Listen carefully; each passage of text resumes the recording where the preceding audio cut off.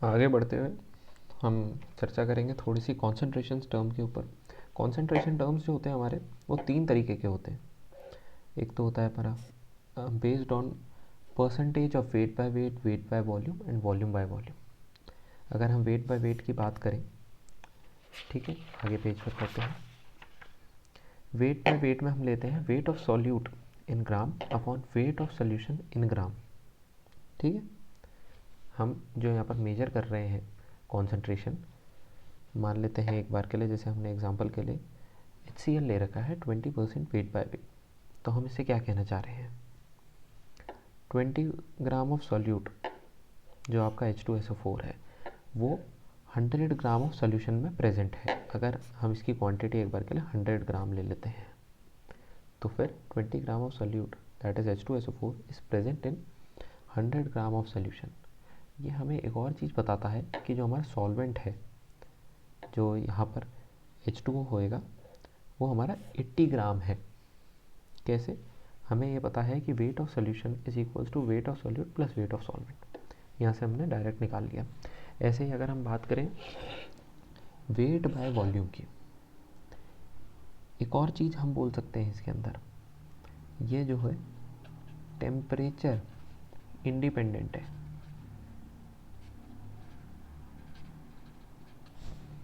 ठीक है, ये टेम्परेचर इंडिपेंडेंट है। यहाँ पर कहीं पर भी हमने वॉल्यूम का जिक्र नहीं करा है, तो चाहे हम टेम्परेचर बढ़ाएं या टेम्परेचर घटाएं, इस पर कोई भी इफेक्ट नहीं आएगा। हम जब अगर नेक्स्ट बात करें वेट बाय वॉल्यूम कॉन्सेंट्रेशन पर की परसेंटेज में, तो यहाँ पर weight of solute in gram upon volume of solution in ml लेते हैं। ml मिलीलीटर हो गया है। ठीक है, एग्जांपल के लिए हमने जैसे लिया 15% वेट बाय वॉल्यूम H2O2। ठीक है, मतलब 15 gram of solute that is H2O2 is present in 100 ml of solution. ठीक है, अब यहाँ पर हम कमेंट नहीं कर सकते हैं जो आपका सॉल्वेंट होएगा उसके ऊपर, कि हम सॉल्वेंट को ग्राम में लेंगे या ml में लेंगे, इस पर हम कमेंट नहीं कर सकते हैं यहाँ पर। दूसरी बात, दिस इज टेम्परेचर डिपेंडेंट। यहाँ पर वॉल्यूम है, अगर हम वॉल्यूम ऑफ सोल्यूशन की बात करें PV इक्वल्स टू nRT से, तो अगर हम टेम्परेचर बढ़ाते हैं या प्रेशर बढ़ाते हैं या घटाते हैं, तो उस हिसाब से वॉल्यूम वेरी करेगा। तो ये टेम्परेचर डिपेंडेंट टर्म है। आगे अगर हम देखें weight by volume by volume percentage, यहाँ पर भी सेम केस है कि यहाँ पर दोनों तरफ वॉल्यूम आ रहा है, तो ये भी टेम्परेचर डिपेंडेंट हो गया। अब आप बोलोगे कि दोनों तरफ वॉल्यूम आ रहा है तो इसको हम टेम्परेचर डिपेंडेंट कैसे बोल रहे हैं? पहले तो इसका हम फॉर्मूला लिख लेते हैं एक बार के लिए। तो volume of solute in ml upon volume of solution in ml। अब यहाँ पर जैसे हमने एग्जांपल में ले रखा है 20% weight by volume by volume Dettol, तो इसके अंदर हम बोल सकते हैं कि 20 ml of solute is present in 100 ml of solution. और हम यहाँ पर ये भी कमेंट कर सकते हैं कि 80 ml of solvent is present. अब ये भी टेम्परेचर डिपेंडेंट कैसे है? अगर हम बात करें, सीधी सी बात है, वॉल्यूम बाय वॉल्यूम ले रहे हैं हम। ठीक है, तो ऊपर भी हमारे पास वॉल्यूम टेम्परेचर डिपेंडेंट हो गया, PV इक्वल्स टू nRT से अगर हम देखें, अगर टेम्परेचर बढ़ाते घटाते हैं तो वॉल्यूम चेंज होएगा। ठीक है, सेम यहाँ पर भी अप्लाई हो जाएगा और ये भी हमारे यहाँ पर चेंज होता रहेगा। अगली अगर हम बात करें molarity, molality and mole fraction. Mole fraction को अगर हम यहीं पर डिफाइन कर देते हैं, तो ये जैसा कि हमें नाम से ही समझ आ रहा है, मोल फ्रैक्शन मतलब अगर हम किसी भी चीज़ का मोल फ्रैक्शन निकालना चाहेंगे, फॉर एग्जांपल अगर किसी सॉल्यूट का मोल फ्रैक्शन निकालना चाह रहे हैं पूरे सॉल्वेंट से, तो एक बार के लिए मोल्स ऑफ सॉल्यूट को अगर हम ले लेते हैं XA और मोल्स ऑफ सॉल्वेंट को ले लेते हैं XB, तो हमारा मोल फ्रैक्शन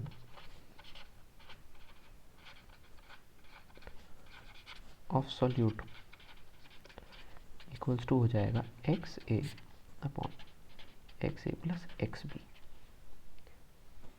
समझ गए हम? इसी तरीके से हम मोल फ्रैक्शन ऑफ सॉल्वेंट भी निकाल सकते हैं। अगर मोल फ्रैक्शन ऑफ सॉल्वेंट निकालना होगा या फिर मोल फ्रैक्शन ऑफ B निकालना है, तो moles of A moles of B upon moles of A plus moles of B, या फिर टोटल मोल्स भी हम बोल सकते हैं। यहाँ पर आगे बढ़ते हुए एक बार हम मोलैरिटी और मोलैलिटी की भी बात कर लेते हैं। मोलैरिटी को अगर हम डिफाइन करना चाहें तो molarity moles of solute upon volume of solution in litre.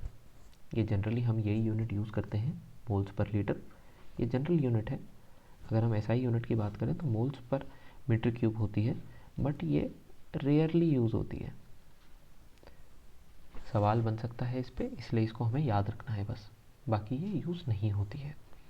अगर दूसरा हम बात करें,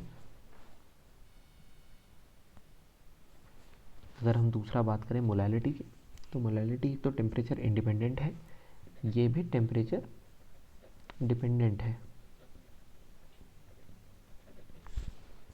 ठीक, बिल्कुल समझ आ रहा होगा, क्योंकि यहाँ पर भी हम वॉल्यूम की बात कर रहे हैं इसलिए।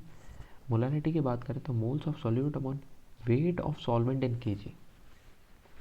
ठीक है, इसकी यूनिट भी हमने लिख रखी है मोल्स पर केजी। इन दोनों में रिलेशन होता है, कैसे रिलेशन डिफाइन करेंगे एक बार हम, उस पर भी हम बात कर लेते हैं।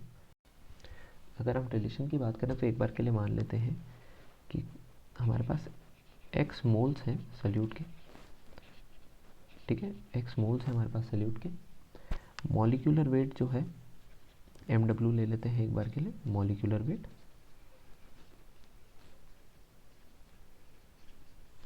Of solute. ठीक है, v ले लेते हैं हम एक बार के लिए, वॉल्यूम ऑफ सॉल्यूशन।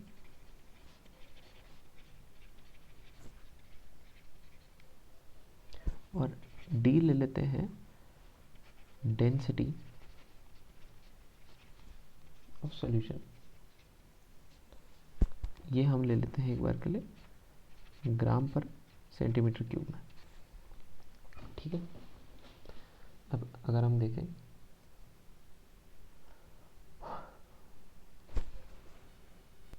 इसके लिए हम एक और चीज़ डिफाइन कर लेते हैं यहाँ पर, तो W हमारा हो जाएगा वेट ऑफ सॉल्वेंट।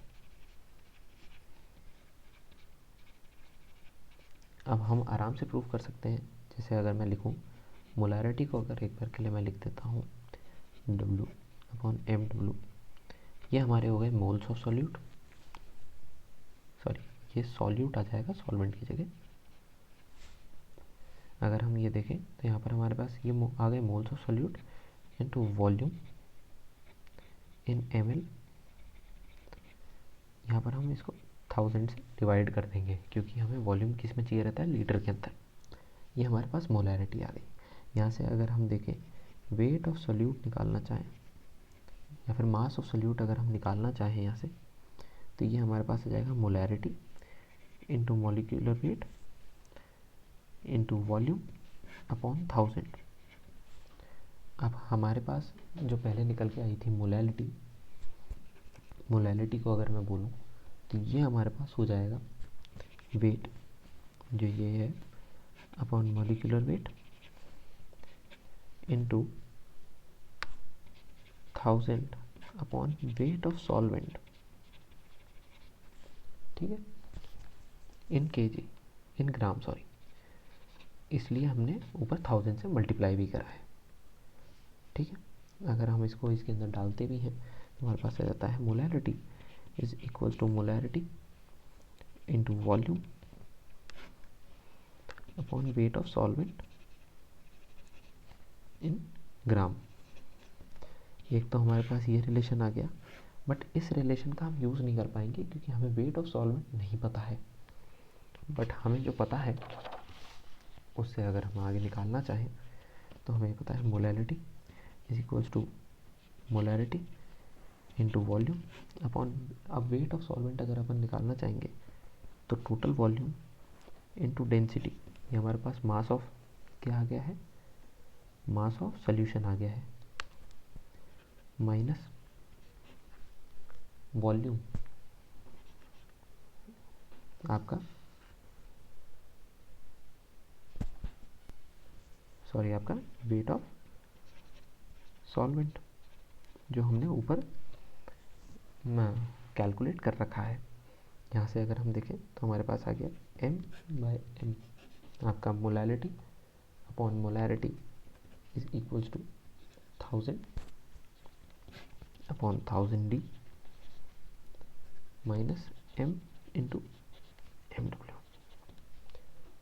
ये यहाँ से हमारे पास निकल के आता है रिलेशन।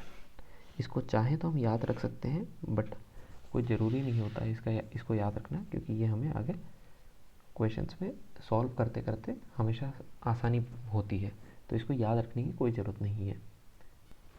सवालों पे आने से पहले एक लास्ट चीज़ की जिसकी हम बात करना चाहेंगे, ये है लॉ ऑफ डाइल्यूशन। एक बार मैं इसका सीधा फॉर्मूला अगर मैं लिख दूँ, ये हम बोल सकते हैं m1v1 इक्वल्स टू m2v2, या फिर ठीक है, यहाँ पर ये क्या है आपका मोलैरिटी इनिशियली जो है, और ये इनिशियल वॉल्यूम हो गया, ये फाइनल मोलैरिटी हो गया, और ये फाइनल वॉल्यूम। अब जैसे मान लेते हैं एक बार के लिए कि स्टार्टिंग में हमें किसी भी सवाल के अंदर एक 2 मोलर सॉल्यूशन दिया हुआ है, 2 मोलर 100 ml सोल्यूशन दिया हुआ है, ठीक है। अब इसके अंदर अगर मैं 100 ml सॉल्वेंट और ऐड कर दूं, तो अब मेरे को मोलैरिटी, फाइनल मोलैरिटी बतानी है। तो अब कैसे निकालेंगे, देखिए मोल्स तो फाइनली जब हमारे पास सॉल्वेंट कितना हो जाएगा, 200 ml हो जाएगा, बट अगर हम बात करें मोल्स तो उतने ही रहेंगे। तो शुरुआत में अगर मेरे को मोल्स कैलकुलेट करने हो तो मैं कैसे निकालूंगा, यहाँ पर कुछ नहीं कर रहे हैं हम, यहाँ सिर्फ हम मोल्स को इक्वेट कर रहे हैं, क्योंकि वो कहीं पर भी कम ज़्यादा नहीं होंगे। तो यहाँ पर मोल्स हो जाएंगे अपने 2/100 डिवाइडेड बाय 1000, ये हो गए हमारे 20 मोल्स। और इस केस में भी जब 200 ml हो गया सोल्यूशन, जब भी कितने मोल्स होने चाहिए, 20। तो इसको हम कैसे कैलकुलेट कर देंगे, सॉरी ये मैंने गलत कर दिया, ये अगर हम मोल्स कैलकुलेट करना चाहेंगे तो ये हमारे पास हो जाएगा मोलैरिटी इंटू वॉल्यूम, तो ये हो जाएगा 2 into 100 upon 1000 equals to 0.2 moles. अब ये थोड़ी बदल जाएंगे बाद में, ये कितने रह जाएंगे अब हमारे पास, मोलैरिटी इंटू 200 अपॉन 1000 जो हमारा वॉल्यूम है, अब जो बदल चुका है। तो यहाँ से हमारी मोलैरिटी आ गई 0.1। अब हमने फार्मूला क्या लगाया है यहाँ पर, अगर फार्मूला वाइज बात करें m1v1 इक्वल्स टू m2v2, और इससे हम इक्वेट क्या कर रहे हैं, we are equating moles, nothing else. आइए अब सवाल चालू करते हैं, कुछ बढ़िया सवाल कर देंगे अब। ये रहा पहला सवाल, एक बार आप ट्राई करिए, फिर मैं बताऊंगा। जैसा कि सवाल में हमें वैसे हिंट भी मिल गया था कि हमें जो फाइनल वॉल्यूम लेना है वो v1 प्लस v2 लेना है। पहले तो अगर हम बात करते हैं कि हमारे पास Na कहाँ से आ रहा है, यहाँ से आ रहा है और यहाँ से आ रहा है। तो पहले अगर हम बात करें Na2CO3,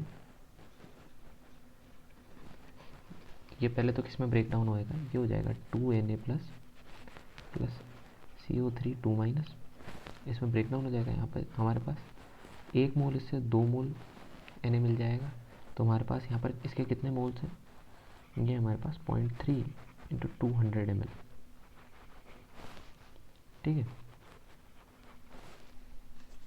तो अगर हम यहाँ पर बात करें तो हमारे पास 0.06 मोल्स हैं इसके, सॉरी 0.06 मोल्स हैं। तो ये हमारे पास कितना हो जाएगा, 0.12 मोल्स। ये कहाँ से आ गया हमारे पास, Na2CO3 से। और अगर हम बात करें सेकंड Na2HPO4, इसका ब्रेकडाउन किस में होएगा, इसका ब्रेकडाउन हमें मिल जाएगा 2Na प्लस HPO4 2 माइनस, ठीक है। तो यहाँ से हमारे पास कितने मोल्स एक्यूमुलेट हो जाएंगे, यहाँ पर अगर हम देखें तो ये हमारे पास हो जाएगा 0.5 into 300 by 1000, that is 0.15 moles, जो यहाँ पर हो जाएंगे हमारे पास 0.3 मोल्स, ठीक है। अब हमारे पास टोटल मोल्स कितने हो गए, टोटल मोल्स ऑफ Na ये हमारे पास हो गए हैं 0.42 और टोटल वॉल्यूम कितना हो गया हमारे पास 300 प्लस 200, हमारे पास 500 ml का हमारे पास वॉल्यूम हो गया है। तो यहाँ पर हमारे पास जो मोलारिटी ऑफ Na प्लस आती है ये हमारे पास आ जाती है 0.82। ठीक है, आई होप आपको ये समझ आया होगा। एक और बढ़िया सवाल आपके सामने है, इसको भी एक बार ट्राई करिए फिर मैं बताता हूँ। चलिए इसको एक बार ट्राई करते हैं। तो हमें पहली बात तो यहाँ पर मोलालिटी पता है और हमें क्या पता है 500 ग्राम ऑफ वाटर है, मतलब हमें सॉल्वेंट कितना ग्राम है ये भी हमें पता है। ठीक है, तो अगर हम देखें मोल्स ऑफ सॉल्यूट,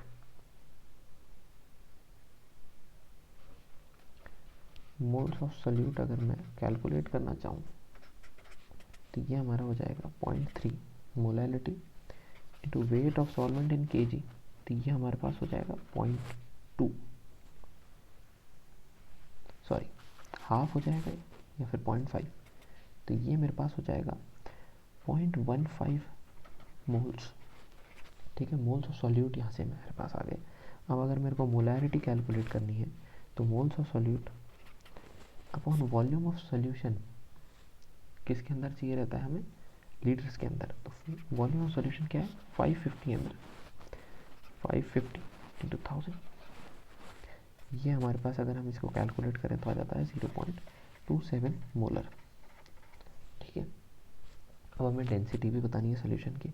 अब डेंसिटी ऑफ सोल्यूशन क्या लिखूंगा मैं, ये लिख दूंगा wait of solution upon volume of solution. अब वॉल्यूम ऑफ सोल्यूशन तो है पता हमें, अब वेट ऑफ सोल्यूशन कैसे पता चलेगा, तो वेट ऑफ सॉल्वेंट कितना होएगा 0.15 इंटू Na2SO4 का मास कितना होता है, ये होता है 142 plus 500 gram of solvent upon volume कितना है यहाँ पर हमारे पास आ जाता है 550। ठीक है, तो अगर अब हम इसको कैलकुलेट करें डिवाइडेड बाय 1000 और इस पूरे को भी हम डिवाइडेड बाय 1000 करेंगे, क्यों कर रहे हैं हम ये, सॉरी सिर्फ यहीं पर हम करेंगे क्योंकि हमें ग्राम पर लीटर में निकालनी है, यहाँ पर मेंशन नहीं है सॉरी, बट मैं बता रहा हूँ आंसर के लिए। तो ये हम अगर कैलकुलेट करेंगे तो ये हमारा जाता है 0.95 ग्राम पर लीटर, ये हमारी डेंसिटी आ गई। This is the answer to this question. ये एक सवाल आपके घर के लिए है, मैं इसका आंसर भी बता देता हूँ। इसमें जो हमारा सोल्यूशन आएगा ये एसिडिक आएगा। ठीक है, इसमें ज़्यादा हमें कुछ भी नहीं करना है, हमें वैसे भी पता है अगर एसिडिक है मतलब H प्लस के आयन्स ज़्यादा प्रेजेंट है और अगर बेसिक है तो OH के आयन्स ज़्यादा प्रेजेंट है। बस हमें यही फाइंड करना है और हमारा आंसर आ जाएगा।